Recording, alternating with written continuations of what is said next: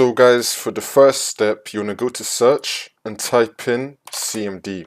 Now you want to run it as administrator and then click on yes.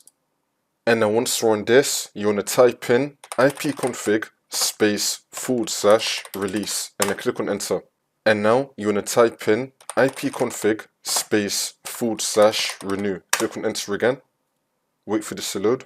Next, we're going to type in ipconfig /flush DNS. Click on enter. And now we're going to type in netsh winsock reset. Click on enter. Now we're going to type in netsh int ip reset. Click on enter again.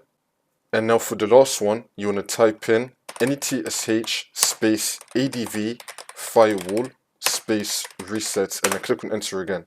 And now for the last step, you just want to restart your computer and this should now fix your problem.